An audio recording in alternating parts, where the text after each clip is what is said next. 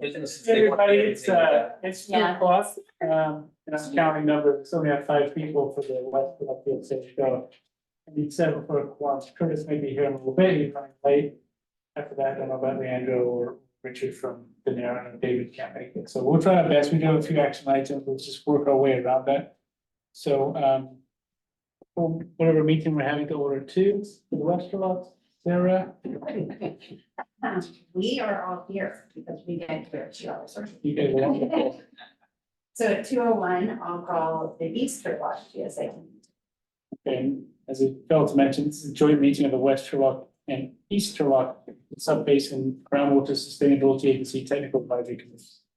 And the first item on the agenda is public participation. This is the time set aside for members of the public to directly address the Turlock Subbasin tax on any item of interest to the public within our purview. I'm not seeing anybody from the public. We have Liz online. Any public comment this time? Public comment, Michael Clifford? No? Okay. So hearing none, we'll move on to item number 4, which is an action item. This is adopted the minutes of the March 12th regular meeting of the Technical Advisory Committees. So Turlock, the West Turlock can't take action at this time, but Sarah, would you like to go ahead? So we need to get the minutes approved from March 12th, in the town meeting. Can we get a motion to? Is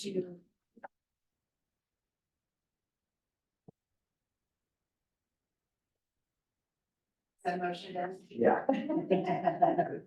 Thank you, and second. Christine, all those in favor? Aye. Any opposed? Motion carries. Wonderful. Moving on to item number 5, budget update, overview of revenues and expenditures for the West Turlock, East Turlock tax, as well as the joint account. So we'll start with Michael Clifford. So, I've been kind of working on, shoring up some stuff, getting the reserves, everything squared away. So probably this week, there'll be significant changes in the next, quarter or two that I give, with the cash flow, or the cash amount. So, but for the West Turlock, we have $791,086.49. For the basin account, we have. I'm sorry, that was that. But for the West Turlock account, we have $1,176,659.83. For the basin account, we have the $791,086.49. Any questions for Michael on the two account? I know obviously we have some expenses coming up with the revisions of the GSP. Have we received any of those invoices yet? Or Just a small amount Okay. thus far. okay, There's been a little bit, but there's a lot of work that's gonna be done, between Right. now and July. I know we budgeted north of $300,000, so Well, and we built, no, it has not, and it's incorporated into what Michael is Yeah. preparing. That's kind of assuming. okay, that's my thought. Sarah, anything from the East Turlock on the budget? Yeah, I don't have budget numbers, but I will say that East Turlock had an election for 218 in the beginning of April, and that passed, so we will be starting to assess our landowners with new 218, which we're very happy about. Wonderful. Sounds good. Well, good to have been in that situation. So well done. Congratulations to you guys. Okay, moving on to item number 6. And this is an action item. Hopefully I get one more person. Thanks for showing up, Dr. We're scratching for form today. We got 6 out of 7, so we need one more person. So this is item number 6 is an action item. And we'll go ahead and hear the item and hopefully get some action in a little bit. This is a task order for Todd Groundwater to review and analyze the spring 2020. What did you take that one? Sure. Okay. So, as we have done over the last, here's what one of the events, we have been having a Todd groundwater develop the hydrographs and analyze the data. Once it's been, the monitoring event has been completed. And so, the most recent monitoring event was the spring 2024 monitoring event, which was in March. And so this action, would enable a scope of work for Todd Groundwater to analyze that data and evaluate it compared to, the sustainable management criteria and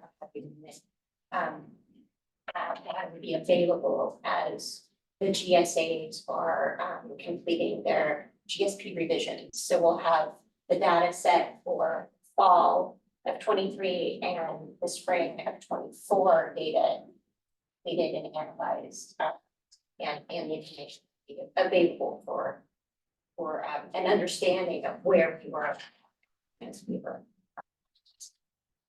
So the cost is the same as it has been for the last few events, so that has not changed.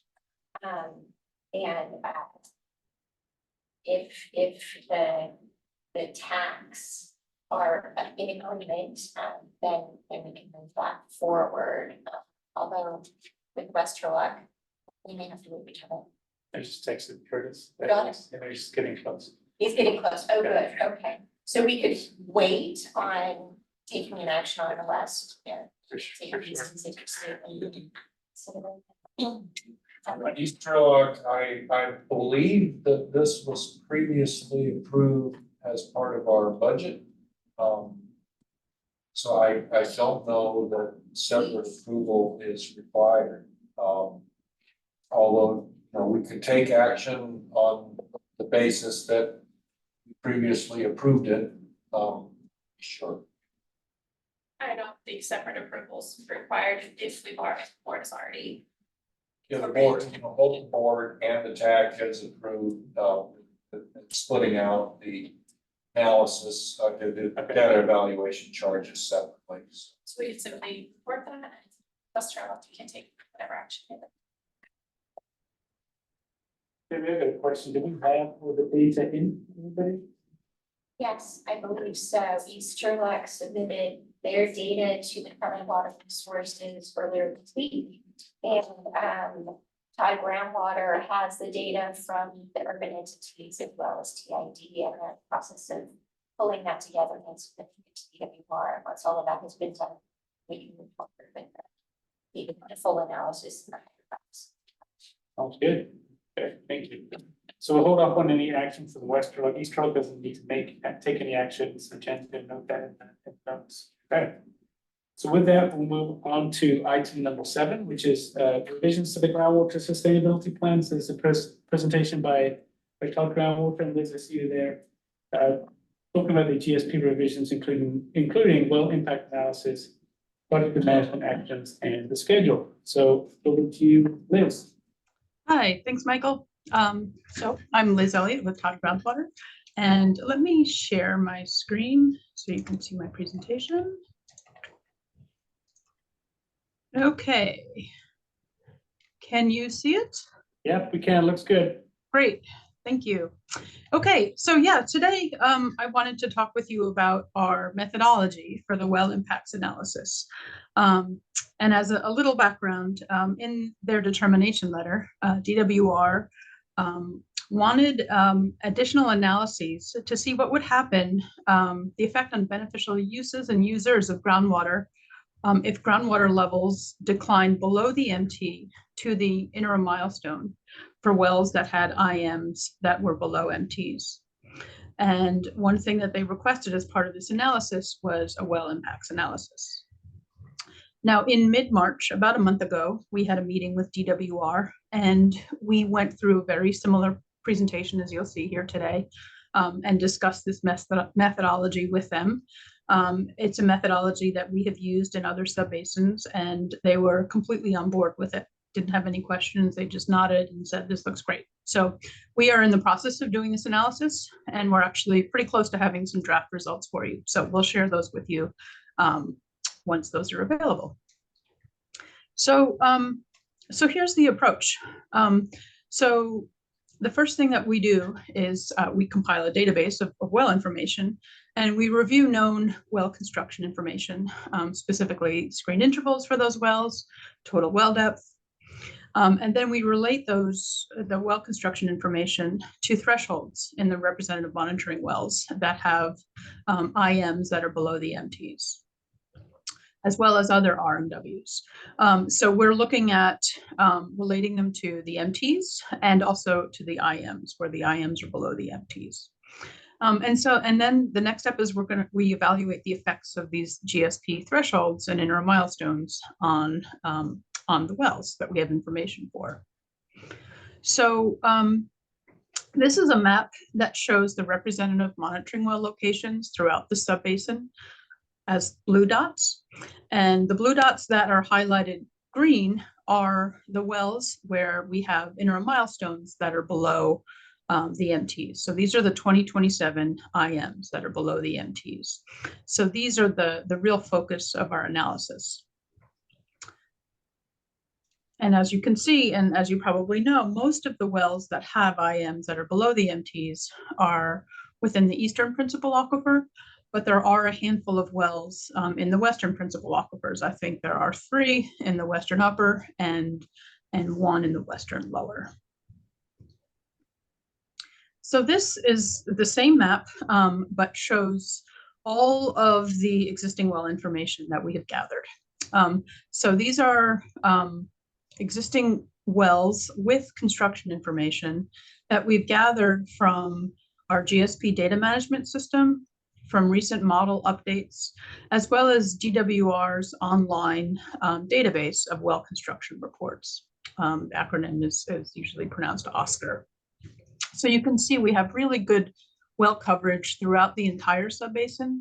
As you'd expect, there's a higher density of wells in the west than in the east. And this map shows, it's the same map that you just saw on the previous slide, and we've overlaid the wells that have been reported dry during the drought. These are wells that were reported dry to the counties that were reported in the GSP, and those are shown as X's.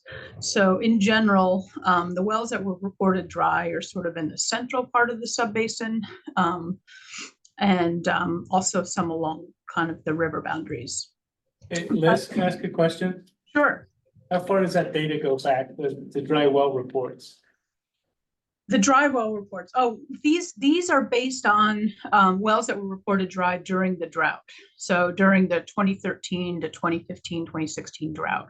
Okay, that drought. Okay. Thanks. Yes, sorry, yes. And so, yeah, these are the wells that were reported dry to the county during that drought and that were reported in the GSP. And so the, you know, what we can see by looking at this map is we've got really good well construction information for wells in similar areas to the reported dry wells, which is good. So we've got good coverage. Now there's the next question is, so how do you relate groundwater elevations to the MT levels and the IM levels at wells? You know, when you first start thinking about this, one way to think about it is to use existing groundwater elevation contours, but there's an inherent limitation to that, and that's because the well location accuracy limits our ability to interpolate, and these contours are from 2015. So the well location accuracy limits our ability to interpolate this groundwater elevation surface to existing well locations. And so this 2015 contour is basically the MT surface, but we also don't have an IM surface, so we don't have that defined.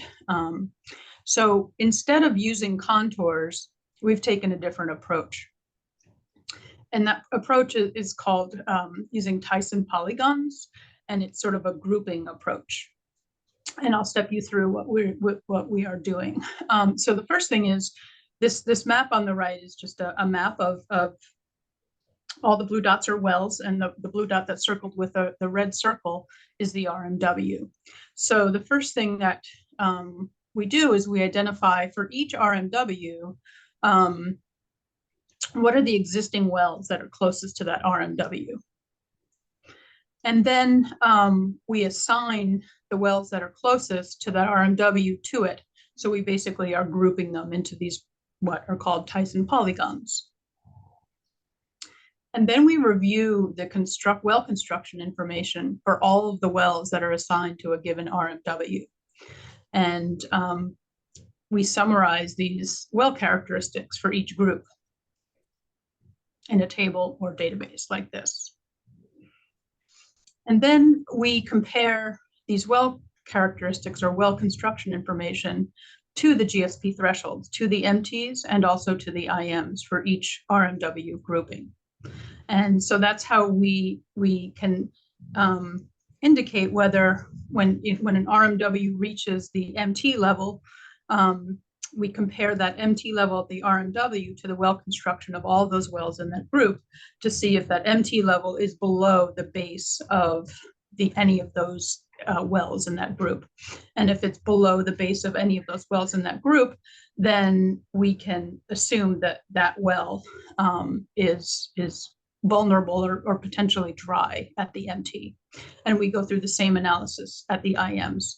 So we're looking at the all of the wells. We're doing this for all of the wells in the subbasin that we have construction information for. We're looking at all of the RMWs at the MT level.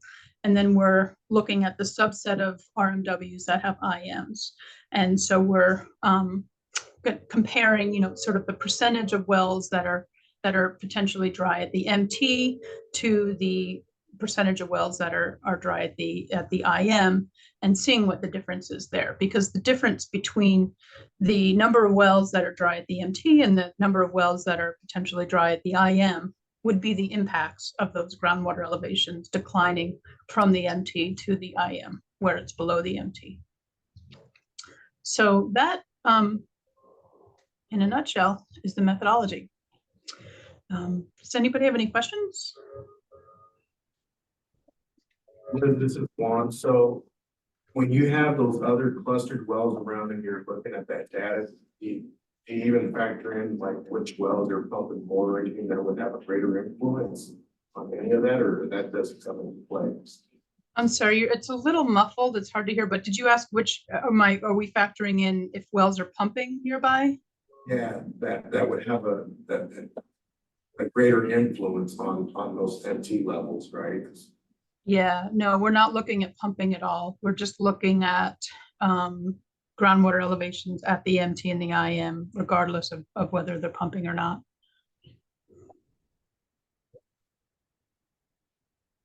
Because it's hard to know what exactly the influence of the pumping is, right? Like how low would those water levels go? So Liz, your next step is using this methodology, you kind of run it and then understand the potential impact of lower groundwater levels and the number of domestic wells that could be adversely impacted. That's exactly right. Yeah. And we're including all wells in this analysis, all water supply wells. So it includes domestic wells, which we expect to be the most vulnerable since they're in general shallower than other wells and a lot of times older. But we're also including municipal, irrigation, and industrial wells in this analysis, all water supply wells. And then once we get that analysis, it could potentially would lead to some type of well mitigation program. That's exactly. That's in the DWR letter too, right? That's exactly right. That's the next step in this. DWR wants a well mitigation plan based on the results of this analysis. They're interested in knowing where the vulnerable areas are of the subbasin where wells could go dry, and the potential numbers. So this analysis will lead to that development of that plan. Go ahead, Christy. You say that we weren't looking at private irrigation wells? We are looking at irrigation wells, yes. Yeah, all water supply wells. So Liz, does Todd have like a sample well mitigation plan you've used in other places, or maybe Formation does, or Sarah, people work in other basins, look at some options for what a mitigation plan could be, what it could look like, impact to the GSAs financially, and then which ones, I guess, have been successful with DWR, more importantly, and which ones have not met their standard. I'm gonna look at Sarah. I think I recall that you had mentioned that you had some templates from some examples from other GSA. Yeah, we have, the one I work with in Chowchilla is up and operational. And I think we've shared that sample with you guys, but their plan hasn't been fully approved yet, so I don't wanna overreach on how successful we are or not. But there are a lot of plans, that are just really launching. Madeira is just starting theirs. I believe Larry and Korea are partnering with self-help, and self-help is basically implementing a domestic well program on their behalf. So I think there's a lot of different options that we can take. It just, once the analysis there, you have a little better handle on how many wells you might be impacted by. Probably help drive it. One other thought would be, reach out to Derek Williams. I'm pretty sure Salinas Valley adopted one.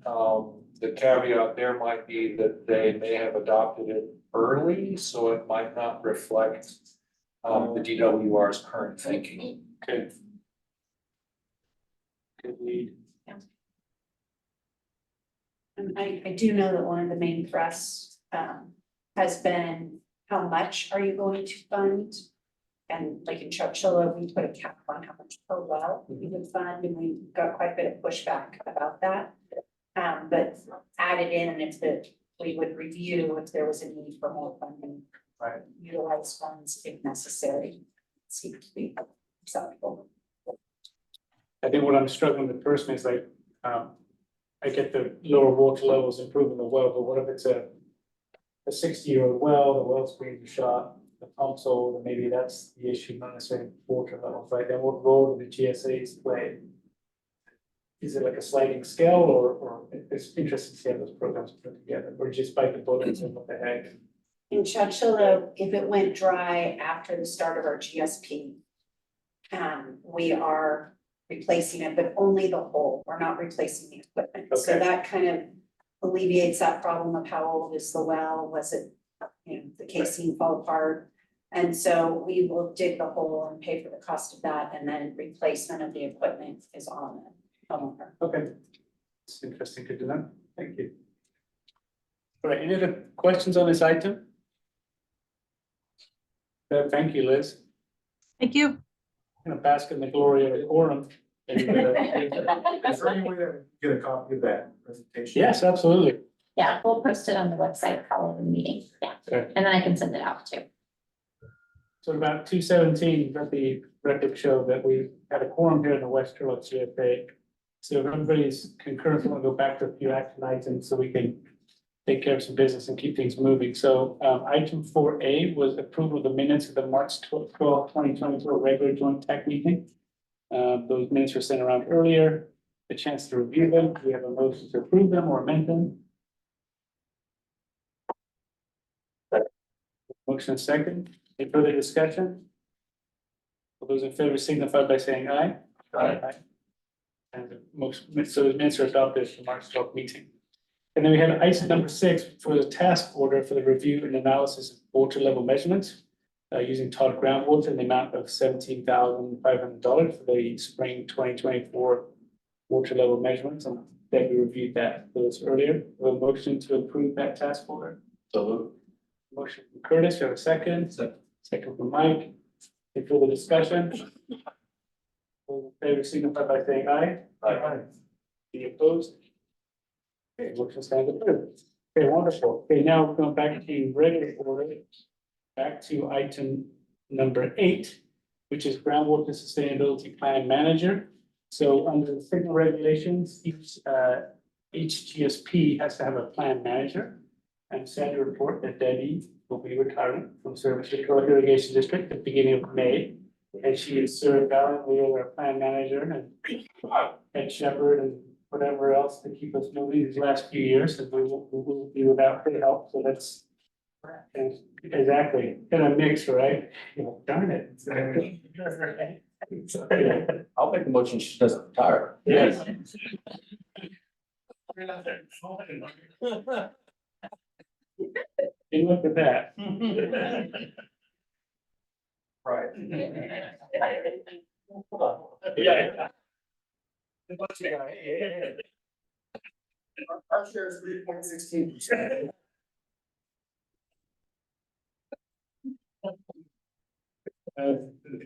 Yeah, okay, I'll bring that up in the next one. But anyway, unfortunately, Debbie won't be around. She'll be around for a few more weeks, but then she's gone. So you under the DWR regulations have to have a plan manager in place, and the main purpose of that is so they have a single point of contact. They necessarily were in charge of everything, because obviously here we do everything by consensus, which is the way to go, but they need a single point of contact. They can email, they can call, they can find out what's going on, and then from plan management position, they can disseminate information and make sure things get done in a timely manner, which obviously Debbie does a great job at. So I had a conversation with Mike and Sarah a few weeks ago. And my suggestion was that I take on the role as plan manager and keep it with TID. It's just that we have kind of the systems in place, and it seemed acceptable to Mike and Sarah. Just want to throw it out there whether East Turlock wants to take on that role or whatever else, but it seems to be working right now. I'm happy to do that. I look forward to doing that. But again, it does, at least in our board, does require approval from the tax. So let's have a motion for this. Got a second, or felt for lack of second. Oh, here he is. Go back to the tape. Any further discussion? All those in favor, signify by saying aye. Aye. Opposed? Same. Thanks, approved. Congratulations. Oh, yes. Mixed emotions, as I say. That's, I think we Yeah. need to also- take action on that. Yeah. So Debbie, first of all, we want to say thank you, because you have done a lot of hard work on our behalf, and we appreciate that. And Michael, we know you won't do as good of a job, but. We're not close, But, you know, we're very grateful that you will do it. I try. I will try.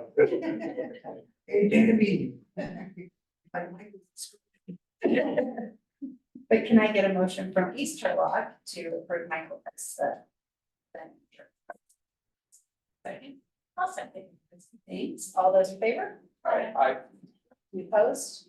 Right, thank you. Feels relieved now, but she's like. Yeah. First ever, I should. Go to the GSA as well. Yeah, you probably aren't gonna get voted in. Or risk that. Or the board. Okay. Yes, ma'am.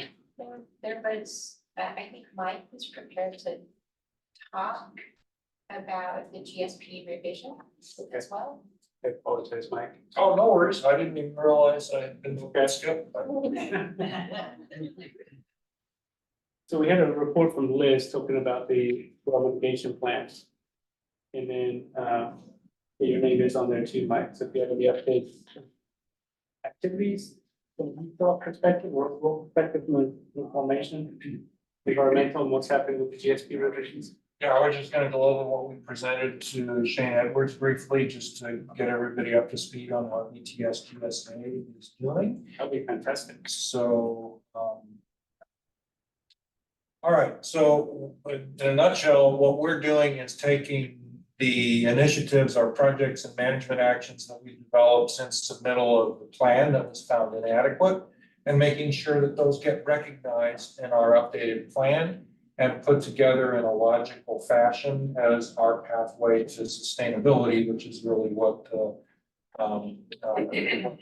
DWR is looking for. So just to kind of recap some high points, and Michael, Debbie, Sarah, please weigh in if I get something wrong here, of our discussion with Shane Edwards, who's been our lead contact with DWR for the updates. He basically said, I'm trying to put here what resonated, that GSAs chose sustainable management criteria that are high in elevation. and we'll be operating below them for some time. So it doesn't mean we chose wrong, it just means that our 2015 levels or 2014 levels, those elevations are high compared to our current water levels. And our current water levels in many cases, especially ETS, GSA, are below minimum thresholds, and some are even below interim milestones. And he noted that turning around groundwater levels is difficult. You know, it's one thing to balance the budget, it's another thing to add that water back in. So he liked the overdraft reduction plan approach, and that we plan to, as the GSA, adopt that plan and append it to the GSP. But he said it needs to make sure that, what we heard loud and clear was that we need to make sure it presents a clear and certain path to meet those sustainable management criteria. And we pointed out that we plan to use modeling to demonstrate that we're on the right track, because it's the best data that we have available right now. And he said, well, that's fine. We're not requiring you to do it, but he understands it, and that's fine. We talked about some aspects of the modeling, but he said that he's going to watch the monitoring to see what the performance is. So if the monitoring starts differing from the modeling, he's not going to be too impressed with the modeling at that point. And then another key component was that we need to define the components of the plan. So for example, triggers for certain actions, what the actions will be, when those actions will be implemented. We need to be clear on what those are. Or if we can't yet be clear on what those are, we need a clear path and a schedule to adopt those items. So our overdraft reduction framework, it includes a groundwater pumping allocation program, and we'll implement projects to the extent that we have the water available to do that, but we'll have to prioritize demand reduction, including a pumping allocation program. And we have to, because all those things are at their core still voluntary, we have to have a backstop of GSA intervention. So pumping controls, penalties for overdraft pumping as needed. We also want to implement early action beginning in 2024. That will be, we're going to allocate a certain amount for being able to buy out pumping in a targeted fashion and implement projects. It's not going to be as much as once our Prop 218 kicks in. And we have an extraction fee on the way that's really intended to fund those things. So we won't be able to implement that until 2025, but we want to get started early. We want to show them that we're moving. So those will be target priority actions, and we'll be implementation ready with the rest by 2025. So can I ask something real quick? So what happens if one of those projects doesn't meet or yield the reductions that you guys are, theoretically? Stand by for that. Okay. That's a specific thing that we felt like we really needed to answer. And one of the, so we have a two-tiered program. The first is a demand reduction. So recharge projects that is a net demand reduction, incentivized demand reduction, and then mandatory demand reduction. And kind of in that order, right? We're going to implement what projects we can. We're going to incentivize demand reduction through our MLRP program and other programs. But if that doesn't work, we have to have triggers for stepping in and avoiding overdraft and avoiding remaining below those MTs. Because he made very clear that that's a concern for him. He wants to make sure that we have the tools in our toolbox, the levers that we can pull to get ourselves out of the overdraft situation. The second pillar of the program here is the groundwater use management program, and those are tiered extraction fees. The more you pump, the more you pay. Pumping limits, which phase out over time, and then a portal that helps individuals and the regulated public communicate with them. And that's pumping limits, they'll phase out over time. Is that because the water table is corrected itself? So you eliminate it, or, I mean, why do you say it goes away with time? And so basically, really the other way around. Okay. So you have a transition of time where you can continue with some overdraft pumping, and then after a period of time, that sunsets and goes away. Okay. And if that program does not get us the response that we're looking for, then there's changes to the program, which is the adaptive management program, that basically it's informed by the monitoring data. The monitoring data makes sure that we meet the minimum thresholds and interim milestones, and we'll assess the progress and compliance, and it'll inform our actions. And then our actions will be, we do periodic evaluation, we set triggers for escalating action, and then we set triggers for intervention. So for example, this is the more detailed look at it. So the demand reduction programs over here, this is really what either puts more water into the ground or takes less water out, right? So there's the recharge projects, the multi-benefit land repurposing. So that's what we have a grant for. And what that looks for is prioritizing land repurposing to either less irrigation or no irrigation. But we're looking for those other benefits in order to prioritize that, right? Sometimes we don't have time to wait for those benefits. So the land purchase program looks at either literally buying land or leasing land or buying out pumping to decrease pumping where needed without having to look for those additional benefits, right? So we can do that more quickly. We can do that, and it's still voluntary, but that's a little bit more unilateral than the MLRP program. And then the GSA intervention, that's entirely unilateral.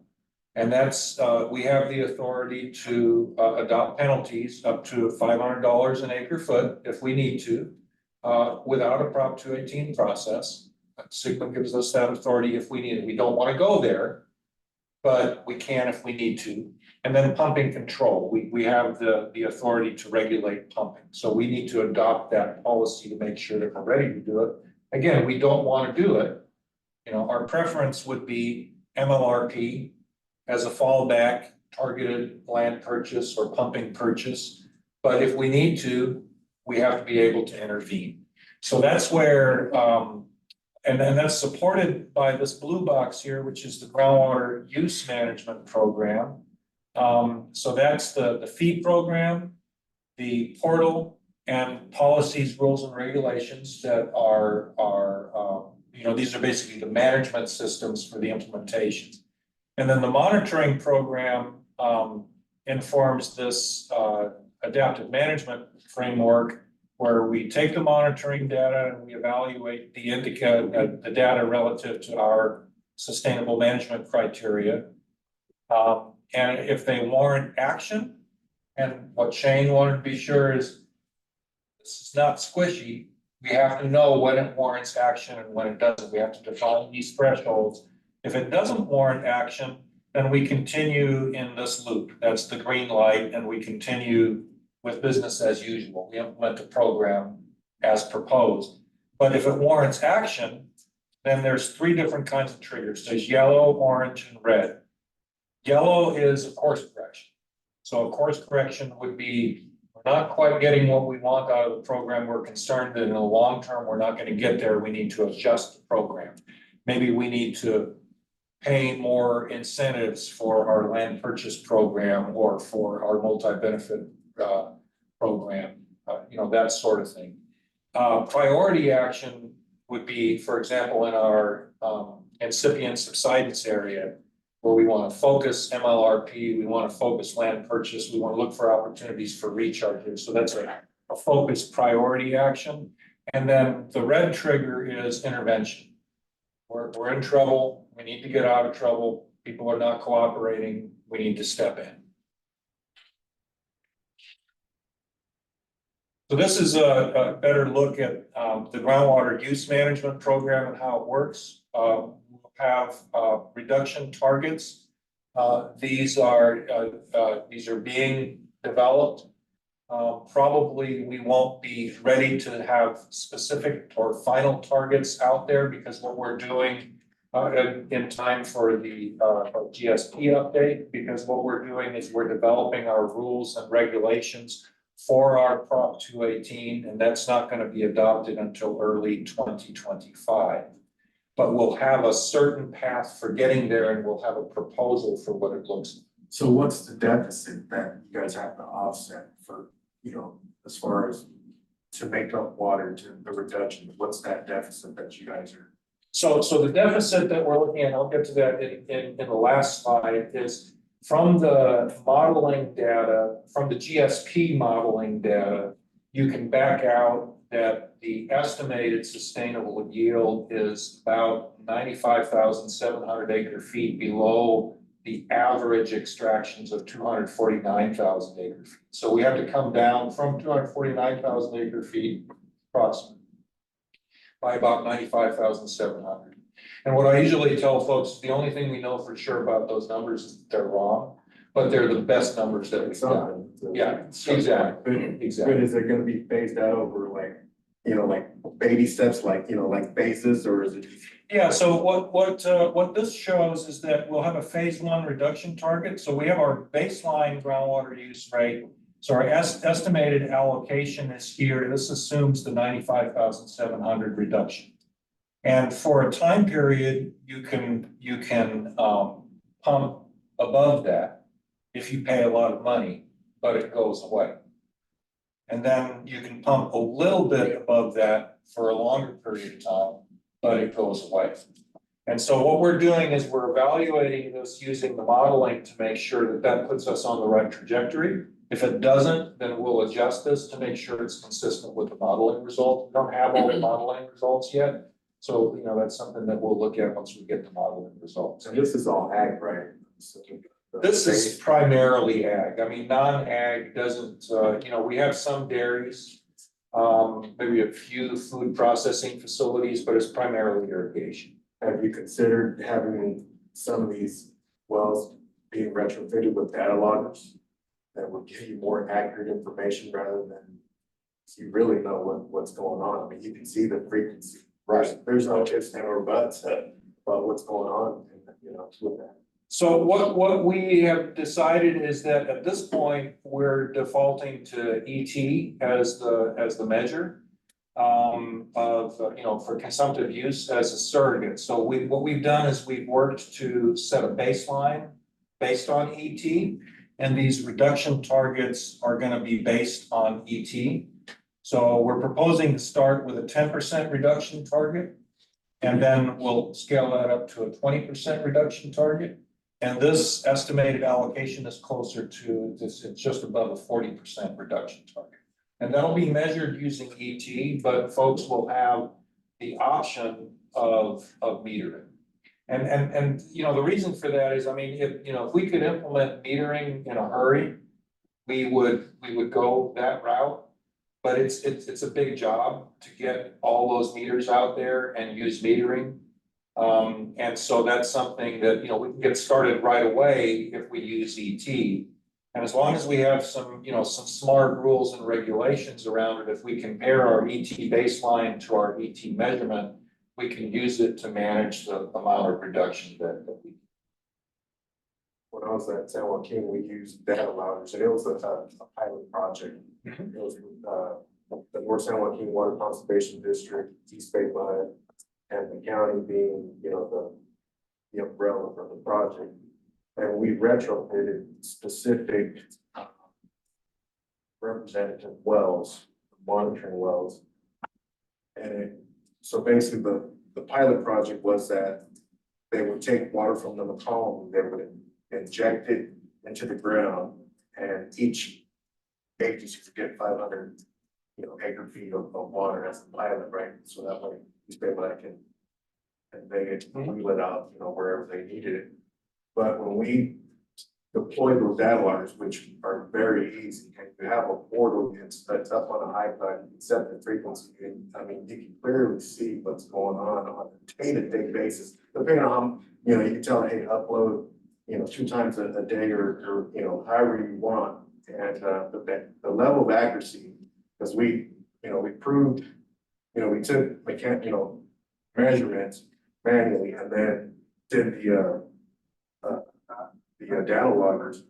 And it was like, in 0.10 of feet of difference. So obviously data loggers were more accurate. And after that, everyone else wanted to, implement that and, for, ag and stuff like that. Cause again, it's not a meter, but again, if it can be deployed, it can be retrofitted in a sounding board where you can deploy that transducer, whether it's 100 feet, 200 feet, and you're able to see the trends of what's going on with that, with that particular well or what's going on around it. Yeah, in our monitoring well system for water levels, most of our wells actually have transducers with data loggers.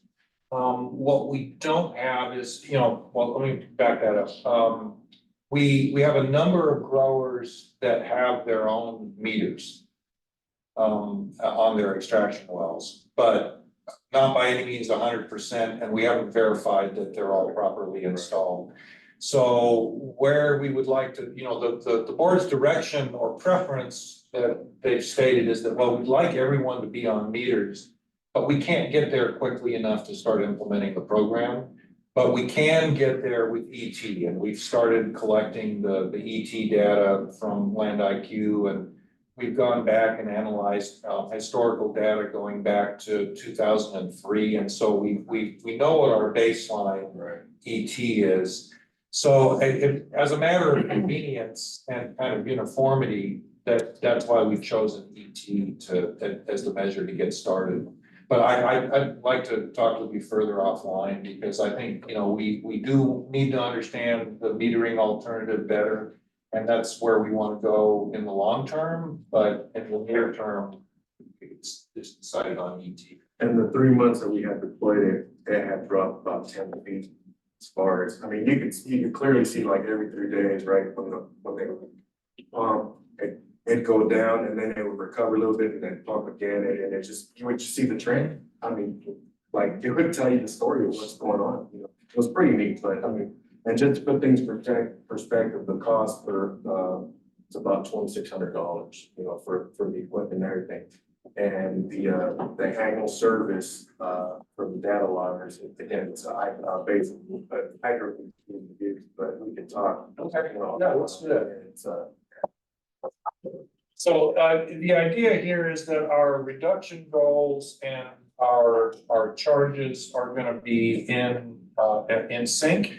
And then the dollars collected from that will fund the MLRP program, the land purchase program, and the recharge project program. Intervention will probably go to collecting penalties to pay for the legal fees associated with that if we ever need to go there. Hopefully we don't. These are just some timelines. So we're working right now on policies, rules, and regulations. We're just got done working through our first batch. We expect to adopt all of those by the beginning of 2025 and then start implementing. Our groundwater use management portal, we've got our contractor kicked off. We'll have a portal launch and test run in 2024. That's going to start in June, and then a live portal release starting in early 2025.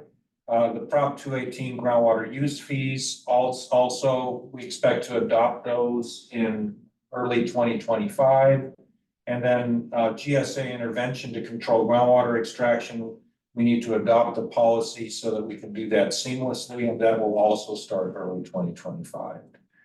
The MLRP program, we are in the process of kicking off, so we have to develop a plan that has to be approved by the Department of Conservation before we can start spending grant dollars, and that's our current schedule has that about a year out, a little bit less than a year out to adopt that plan and begin to be able to repurpose land.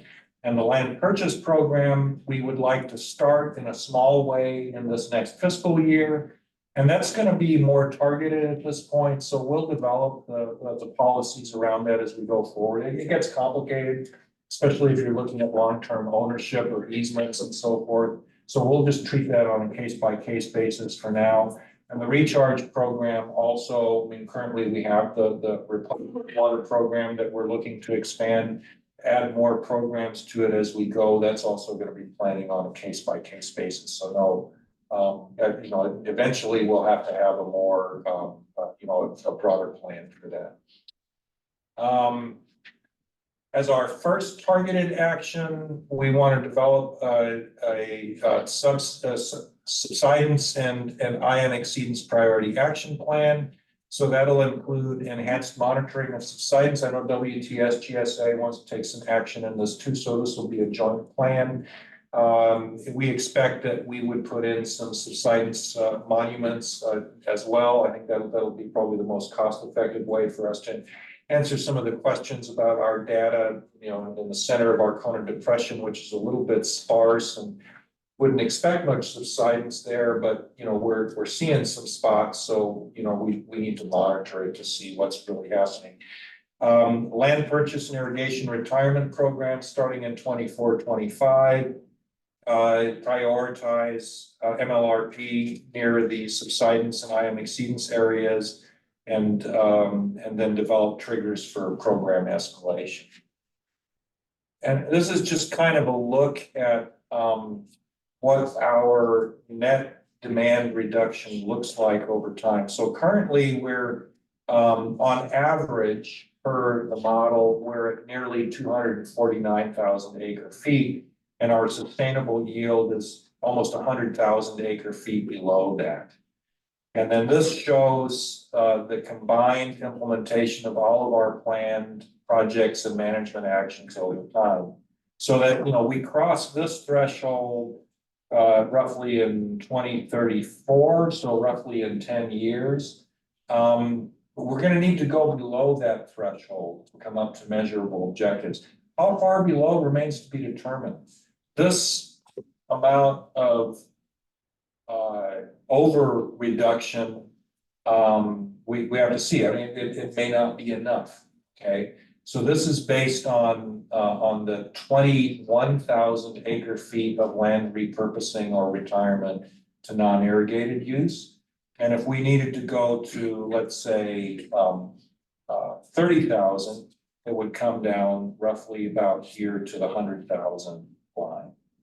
So this here, this part of it remains to be determined, but we know we're going to have to go below this line in order to restore the groundwater that's been taken and stored. And it, you know, it's not a one-to-one correlation, right? It's a moving target. When you change your drawdown, you change your inflows and so forth. So that's what the modeling is hopefully going to tell us. Okay, that's it. Mike, could you go back to that?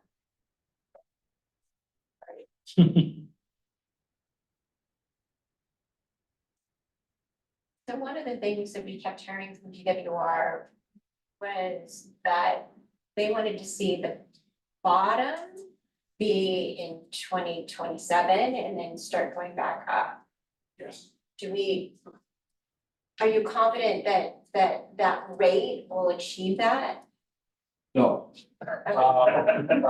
So that's what the modeling is intended to give us, not absolute confidence, but more confidence that we're on the right track. So we're waiting with bated breath for those modeling results, because if the modeling results don't show that turnaround happening, or don't show it in all cases, then we need to, you know, we can't show a modeling result in the GSP that's problematic. So we either have to change our approach, or we have to change our modeling, or you know, and the purpose of the modeling is to show that we have reason to believe that what we're doing is adequate.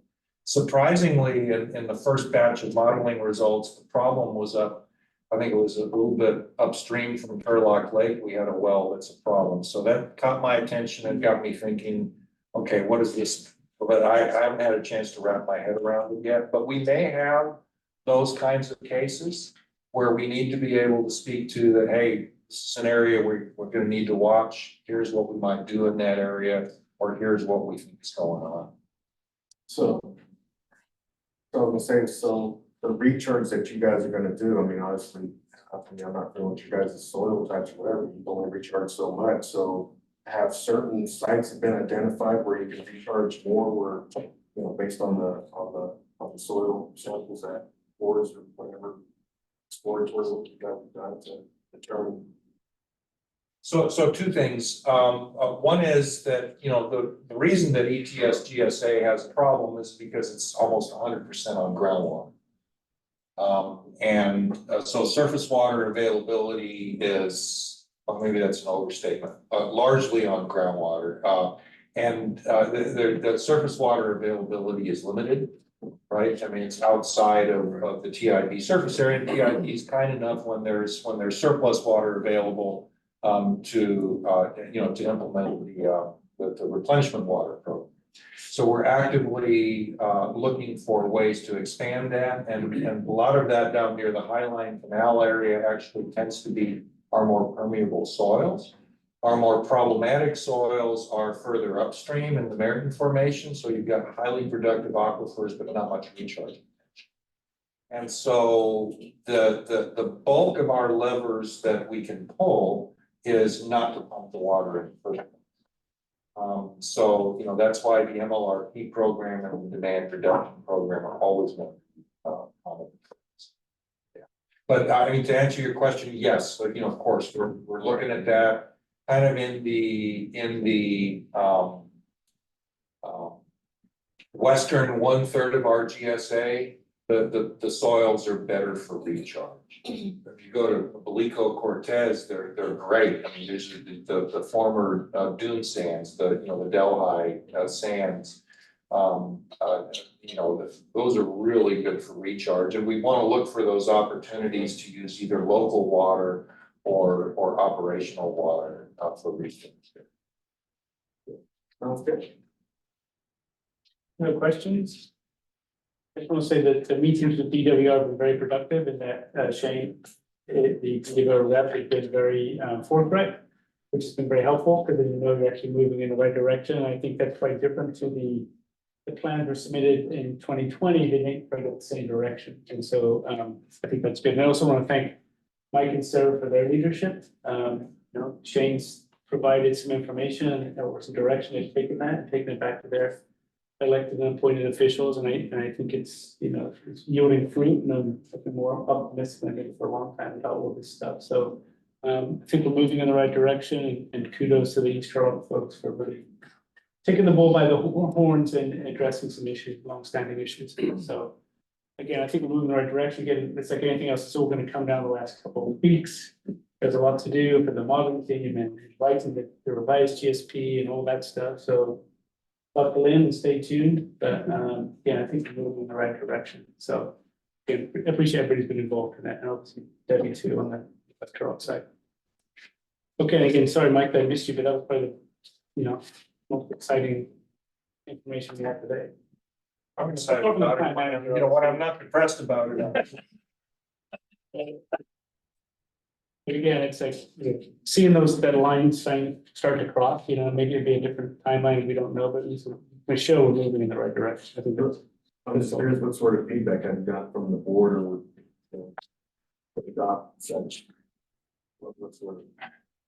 The board fortunately is very forward looking, right? I mean, I think that all of our JPA members and board members are all 100% behind this. Let's do it.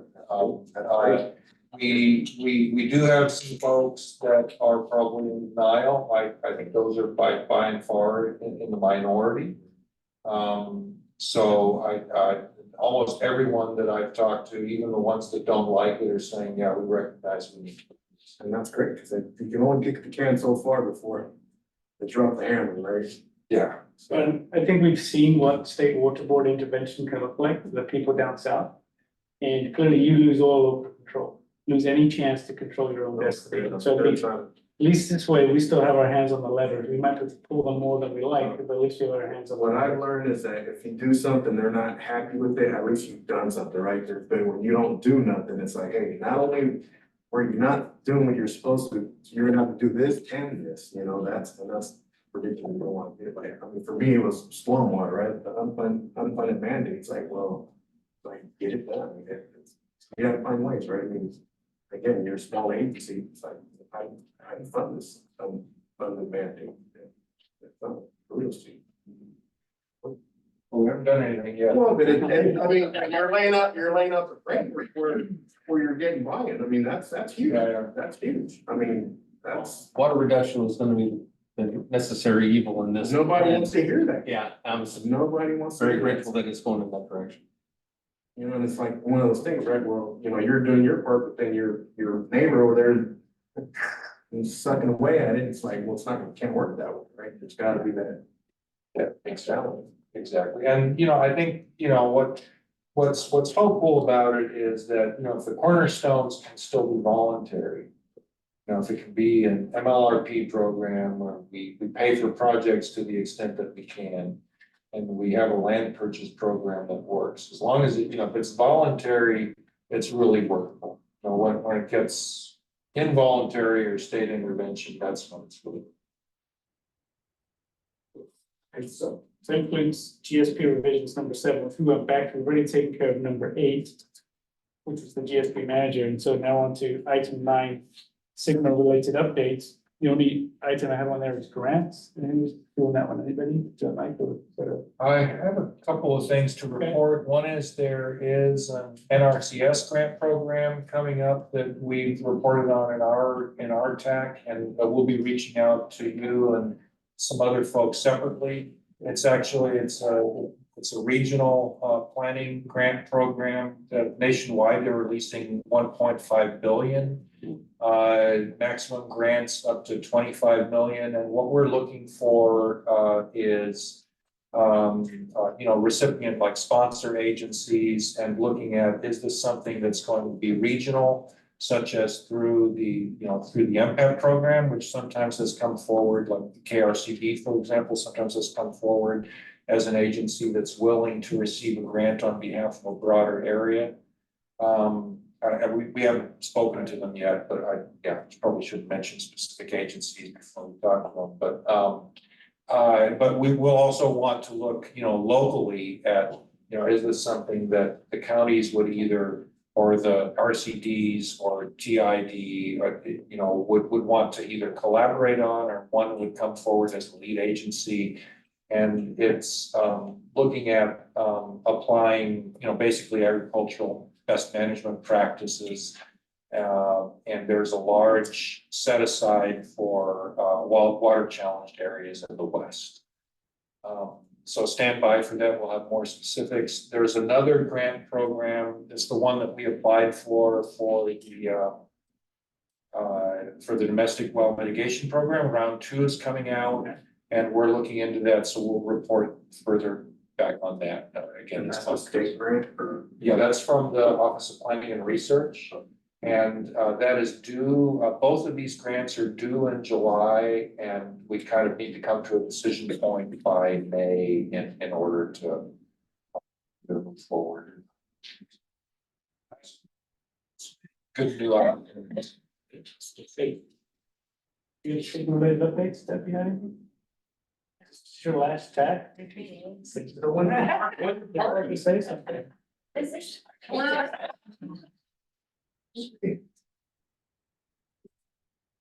Well, when we get to the adjournment, I just want to adjourn this on behalf of Betty Montalbano. So you're mentioned in the minutes, and thank you for your hard work. That's what we do. So generous. We did it for Walt. Thank you, David. Any concluding thoughts for the group? I think there's lots of momentum moving forward and. Yeah. She's gonna go work for DW anymore. And she's gonna grease the skin for us. Right then, it's the plan. Yeah. Sure. Debbie's looking for some R and R. Yeah. It deserves. Okay, so saying that, Reassigned to this Subbasin excellent.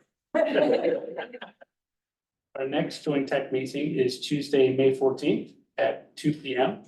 So kind of back on track.